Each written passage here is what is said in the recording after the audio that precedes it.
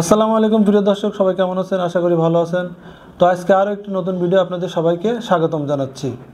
আপনারা জানেন যে থাম্বনেইল একটি ভিডিওর জন্য খুবই গুরুত্বপূর্ণ একটা জিনিস। থাম্বনেইল যদি সুন্দর হয় তাহলে আপনার ভিডিও কিন্তু ভিউ বেশি হবে, আর যদি আপনার থাম্বনেইল হয় খারাপ বা আকর্ষণীয় নয় তাহলে আপনার ভিডিও কিন্তু ভিউ হবে না। অ্যাডোবি ফটোশপ ব্যবহার করে আপনার কম্পিউটারে আপনি খুব কম সময়ের ভিতরে সুন্দর একটি থাম্বনেইল কিভাবে তৈরি করবেন সেটা আমি আজকে আপনাদেরকে দেখাবো। দর্শক মণ্ডলী, আপনারা ভিডিওটি স্কিপ না করে পুরোটাই দেখতে থাকুন, তাহলে আপনারা খুব সহজে অল্প সময়ের ভিতরে শিখে যাবেন কিভাবে আপনার পিসিতে থাম্বনেইল তৈরি করবেন অ্যাডোবি ফটোশপ ব্যবহার করে। তো আমি আর বেশি বকবক করব না। আপনারা যারা আমার চ্যানেলে নতুন আছেন চ্যানেলটা অবশ্যই সাবস্ক্রাইব করে দেবেন, এবং স্ক্রিনে আপনাদেরকে দেখাবো যে অ্যাডোবি ফটোশপ ব্যবহার করে খুব কম সময়ের ভিতরে একটি আকর্ষণীয় থাম্বনেইল কীভাবে তৈরি করা যায়। তো চলুন দেরি না করে ভিডিওটি শুরু করা যাক। দর্শক মণ্ডলী, এখন আমি এই যে অ্যাডোবি ফটোশপ যে সফটওয়্যার রয়েছে এটা আমি ওপেন করলাম। তো ওপেন হচ্ছে সফটওয়্যারটি। তো ওপেন হওয়ার পরে এইখানে আমি যে রিসেন্ট যে কাজগুলো করেছি সেই কাজগুলো কিন্তু এখানে আমাকে শো করতেছে। আপনারা দেখতে পাচ্ছেন আমি এখানে অনেকগুলো কাজ করেছি। তো নতুন একটি আমি থাম্বনেইল তৈরি করবো, এই জন্য আমি নিউ ফাইল ক্লিক করলাম।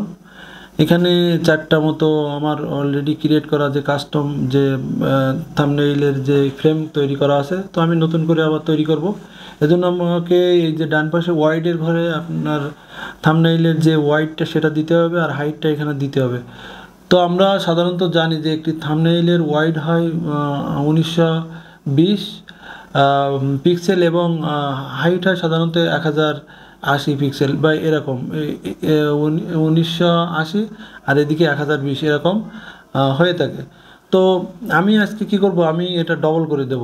আগে যেখানে 1980 ছিল সেখানে আমি ডবল 3960, এবং হাইট যেখানে ছিল 1020 আমি সেখানে 2040 করে দেব। তো দেওয়ার পরে এখানে যেহেতু আমার দেওয়া আছে 1960 2020 দেওয়া আছে হাইট, এটা আমার পূর্বে দেওয়া ছিল, এই জন্য আমি এখানে ক্রিয়েট দিলাম।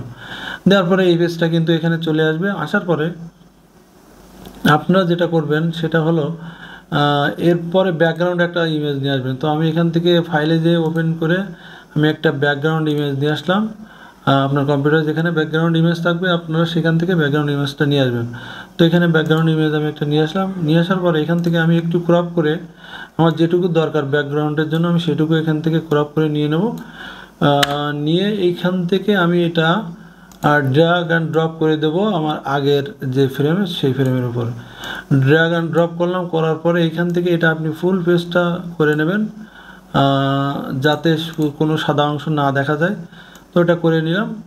করে নেওয়ার পরে এখন আমি আমাদের একটা ছবি বা আমার একটা ছবি আমি এখন আমার যেখানে মাই কম্পিউটার যেখানে আছে সেখান থেকে আমি নিয়ে আসবো। তো ফাইলে যেয়ে আমি আবারও ওপেনে গেলাম। যাওয়ার পরে আমার ডেস্কটপে আমার একটি ছবি আছে, তো আমি ডেস্কটপে যাব। ডেস্কটপে যেয়ে আমার এখানে একটা ছবি আমার এই যে একটা ছবি আছে, আমি এই ছবিটা নিয়ে আসলাম। যেটা আগে আমি করেছিলাম একটা কাজ, সেই কাজের একটা ছবি এখানে আছে। আমি এখান থেকে আমার জাস্ট এখান থেকে আমার ছবিটা আমি নেব, আর ব্যাকগ্রাউন্ডটা আমি ফেলে দেবো। তো এখান থেকে ব্যাকগ্রাউন্ড ফেলার জন্য একটা সুন্দর একটা টুলস এখানে রয়েছে, যেটা এক ক্লিকে আপনার কিন্তু ব্যাকগ্রাউন্ডটা রিমুভ করে দেবে। তো এই যে বাম পাশে যে টুলগুলো রয়েছে উপর থেকে নিচ পর্যন্ত সারিবদ্ধ যে টুলগুলো আছে দর্শক, এই টুলের 3 নম্বর টুল যেটাকে বলে অবজেক্ট সিলেকশন টুল, এই টুলটায় ডান ক্লিক করে আপনার উপরেরটাই অবজেক্ট সিলেকশন টুল আপনি হলো ওকে করে দেবেন। দেওয়ার পরে এখানে উপরের দিকে বেশ কিছু অপশন আসবে। তো আপনি এখানে কিছুই করার দরকার নেই, একদম মাথার আগেরটা এই যে সিলেক্ট অ্যান্ড মার্কস আর আছে সিলেক্ট সাবজেক্ট। তো এই সিলেক্ট সাবজেক্টটা আপনারা ক্লিক করবেন। তো ক্লিক করলাম, করার পরে আপনারা একটা জিনিস খেয়াল করে দেখেন যে এখানে আমার যে ছবিটা, এই ছবিটা কিন্তু এবার চারপাশ থেকে অটোমেটিক্যালি এটা কিন্তু সিলেক্ট করে নিয়েছে যে শুধুমাত্র আমার ছবিটা যেখানে যেখানে দরকার। তো এখান থেকে খুব সুন্দরভাবে দেখেন কোথাও কোনো ভুল করে নাই, চারিপাশে আমার ছবিটা সুন্দরভাবে সিলেক্ট করেছে। মাঝখানে এই যে হাতের নিচে একটু ফাঁকা ছিল সেটুকুও কিন্তু তারা সিলেক্ট করে নিয়েছে। তো নেওয়ার পরে এবার এইটা ব্যাকগ্রাউন্ডটা রিমুভ হয়ে যাবে এক ক্লিকে। সেটা কোথায়? এই যে উইন্ডোর একদম ডান পাশের নিচে একেবারে যেখানে টাইম থাকে, কম্পিউটার টাইম শো করে, এর উপরে যে 4-5টা টুলস আছে, এই টুলসের ভিতরে ক্যামেরার মতো একটা টুলস আছে দর্শক মণ্ডলী। এই ক্যামেরা টুলসটা আপনারা ক্লিক করবেন। দেখেন আমি ক্লিক করলাম, এক ক্লিকেই কিন্তু আমার এই যে ব্যাকগ্রাউন্ডে যা কিছু ছিল সব কিছু রিমুভ হয়ে গেছে, মানে এক ক্লিকেই ব্যাকগ্রাউন্ড রিমুভ। তো এটা করলাম, করার পরে এখন আমি হচ্ছে এই ছবিটা আমার ওই আগের ওইখানে নিয়ে যাব। তা ঠিক একইভাবে ড্র্যাগ অ্যান্ড ড্রপ করে আমি আগের যে উইন্ডো সেখানে চলে যাব, 1 নম্বর উইন্ডো। তো চলে আসার পরে ছেড়ে দিলাম। দেখেন দর্শক, এই ছেড়ে দিলাম। আপনারা চাইলে ছবিটা বড় করে ছোট করে আপনারা কিন্তু মিলাই নিতে পারেন। তো এটা এদিকে ওদিক এভাবে টেনে কিন্তু ছোট বড় করতে পারেন। তো যাই হোক, আমি এটুকু রাখলাম। রাখার পরে এবার আমার কাজ হচ্ছে এখানে কিছু লেখা। তো আমি এখানে লিখব যে আমি যেভাবে প্রথম লাইনে লিখব, আমি যেভাবে দ্বিতীয় লাইনে লিখব, আমি যেভাবে থাম্বনেইল, দ্বিতীয় লাইনে লিখব থাম্বনেইল, আর তৃতীয় লাইনে লিখব হচ্ছে বানাই। তো এর জন্য আমাকে বাম পাশে যে টুলসগুলোর ভিতরে যে একদম মাঝখানের দিকে টি নামে একটা টুলস আছে, এটা আমরা ক্লিক করব। ক্লিক করার পরে এইখানে আমি আমার যে ফ্রেম, এই ফ্রেমের উপরে আমি যেখানে লিখতে চাইবো সেখানে আমি এখানে ক্লিক করলাম। এই ক্লিক করার পরে দেখা যাচ্ছে এখানে বাংলা কিছু অক্ষর আসছে। তো এখানে একটি কথা রয়েছে দর্শক, যদি আপনার পিসিতে ইতিমধ্যে বিজয় 52 সেট আপ দেওয়া থাকে তাহলে এই অপশনটা আসবে, বাংলা অপশনটা। পাশাপাশি আপনার কম্পিউটারে বাংলা কিছু ফন্ট কিন্তু ইনস্টল করা লাগবে। তো সচরাচর আপনাদের পিসিতে এগুলো নাও থাকতে পারে। যদি বিজয় 52 সেট আপ এবং এই বাংলা ফন্ট কীভাবে এই ফটোশপে অ্যাড হবে এর উপরে একটা ভিডিও রয়েছে আমার। তো আপনারা সেই ভিডিওটি দেখে আসতে পারেন। আপনারা যারা এই কাজটি করতে পারবেন না যে এইখানে ফন্ট কিভাবে সংযুক্ত করতে হয়, সেক্ষেত্রে আপনারা আই বাটনে যে আপনারা দেখে আসবেন। এখানে আই বাটনে আমি দিয়ে দেব যে কিভাবে বাংলা ফন্ট আপনি অ্যাডোব ফটোশপে অ্যাড করবেন, এখানে আমি দিয়ে দেবো। দিয়ে দিলে আপনারা সেখান থেকে ভিডিওটা দেখে আপনারা এই বাংলা ফন্টগুলো কিভাবে অ্যাড করতে সেটা দেখে আসবেন। তো দর্শক, আমার বাংলা ফন্ট ইনস্টল করা আছে, বিজয় 52 কিন্তু ইনস্টল করা আছে। তো আমার উপরে এই উইন্ডোর উপরে আপনারা দেখতে পাচ্ছেন যে বিজয় 52 এখানে কিন্তু সফটওয়্যারটা রয়েছে। তো এখান থেকে আমি বিজয় ক্লাসিকটা আমি সিলেক্ট করে দিলাম, দিলেই কিন্তু আপনি বাংলা লিখতে পারবেন। তো এটা বিজয় ক্লাসিক সিলেক্ট করতে হবে, আর এদিকে আপনার সিলেক্ট করতে হবে একটা বাংলা ফন্ট। তো ইতিমধ্যে যেহেতু বাংলা ফন্ট আমার সিলেক্ট করা আছে, এই জন্য এই বাংলা লেখাটা আসছে। তো এবার এখানে আমি লিখব আমি যেভাবে।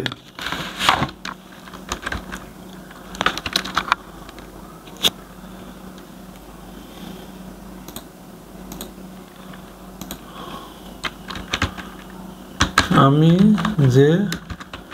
যেভাবে। তো প্রথমটা লেখা শেষ, আমি যেভাবে লিখে ফেললাম। তো এখন আমরা লিখব দ্বিতীয় লাইনে লিখব যে দ্বিতীয় লাইনে লিখব থাম্বনেইল। তো আবার আমি ক্লিক করলাম। তো এখানে আমি এই অক্ষরগুলো সিলেক্ট করে আমি লিখলাম থাম্বনেইল লিখলাম। তো লেখার পরে আপনারা এই উপরে সবার উপরে যে টুলসটা একবার করে চাপ দেবেন, তা নাহলে কিন্তু আপনারা কোনো কাজ করতে পারবেন না। তো এটা কিন্তু আপনার প্রত্যেকটা কাজের মাঝখানে একটা করে চাপ দেবেন, তা নাহলে আপনার কোনো কাজ কিন্তু হবে না। একটা কাজ থেকে আপনি আরেকটা কাজে যেতে গেলে এটা আপনি চাপ দেবেন। তো এরপরে এবার আমি টি বাটনে আবারও ক্লিক করলাম। ক্লিক করে নিচে আবারও আমি ক্লিক করলাম, করে এখানে আমি লিখব বানাই।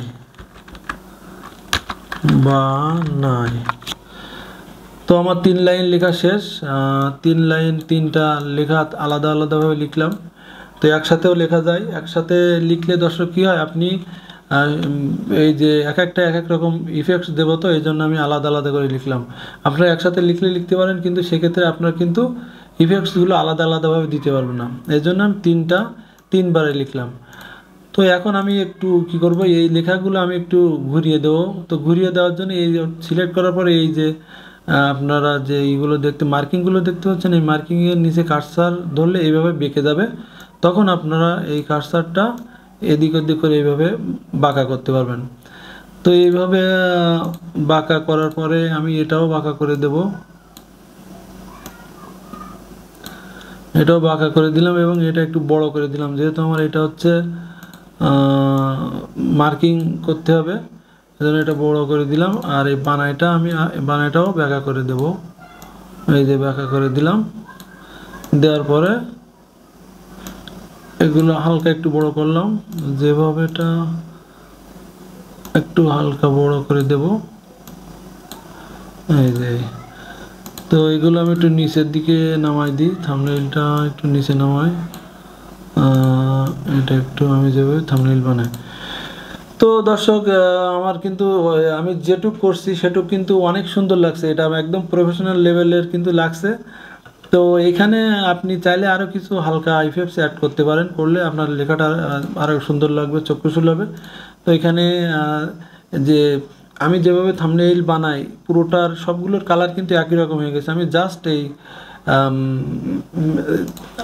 একটা যে কোনো একটার আমি যেভাবে আর বানাই এই দুটার কালারটা যদি আমি একটু চেঞ্জ করে দিই, এই দুটো আমি সাদা কালার দিলাম আর থাম্বনেইলটা আমার হলুদ কালার থাকলো, তাহলে কি হবে যে থাম্বনেইল যেটা সেটা একটা মার্কিং মার্কিং ভাব থাকবে। অথবা আপনি মাঝখানেরটা সাদা দিতে পারেন, আর দুই পাশেরটা আপনার হলুদ কালার দিতে পারেন।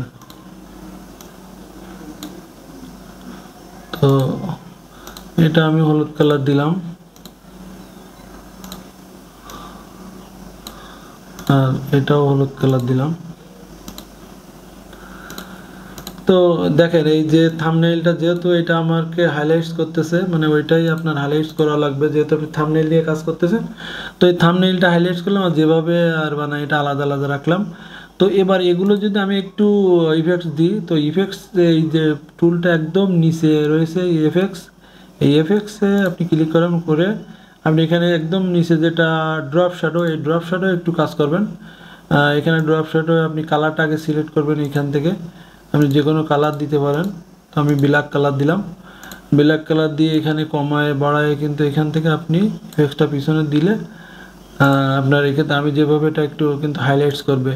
তো বানাইটাকেও যদি আমি ওই একইভাবে যদি ড্রপ শ্যাডোটা দিয়ে দিই, তাহলে কিন্তু এটাও কিন্তু হাইলাইটস করবে। আর এবার থাম্বনেইলের নিচেটাও যদি আমি একটু হাইলাইটস করতে চাই, তাহলে এটাও সেমভাবে আমি ড্রপ শ্যাডো দেবো। ড্রপ শ্যাডো দিলে কিন্তু এটা কিন্তু এই তিনটা জিনিস এবার কিন্তু চোখে পড়তেছে, মানে এটা অনেকটাই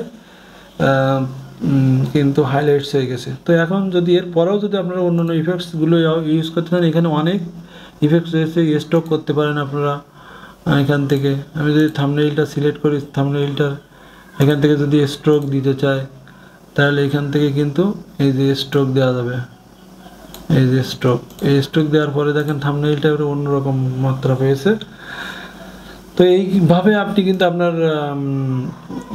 ভিডিও কিন্তু আপনি থাম্বনেইলটা ইউজ করতে পারেন। তো এইভাবে আমি আর কিছু দেখালাম, জাস্ট এটা করে যদি আপনি ফাইলে যে এখানে এক্সপোর্ট রয়েছে, এক্সপোর্টে যে এক্সপোর্ট অ্যাজ দিবেন, এক্সপোর্ট অ্যাজ দেওয়ার পরে আপনার এটা কিন্তু এবার কিন্তু সেভ হয়ে যাবে। তো আপনি কোন ফরম্যাটে সেভ করবেন, জেপিজি করবেন নাকি পিএনজি করবেন, সেটা সিলেক্ট করে দেবেন। তো এখান থেকে আমি যেহেতু জেপিজি ফরম্যাটে রাখবো, সেহেতু জেপিজি দিয়ে আমি কিন্তু এখানে এক্সপোর্ট করে দিলাম। এবার এখানে আমি একটা নাম রাখবো এবং লোকেশনটা কোথায় দেবো, লোকেশনটা আমি ডেস্কটপে দিলাম। তো দিলে আমার এটা কিন্তু সেভ হয়ে গেল।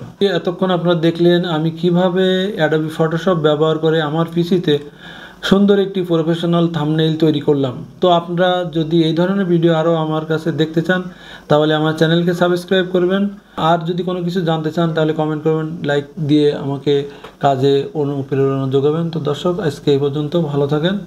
পরবর্তীতে অন্য কোনো ভিডিও নিয়ে আপনাদের সামনে হাজির হব, ততক্ষণ পর্যন্ত ভালো থাকবেন। আল্লাহ হাফিজ।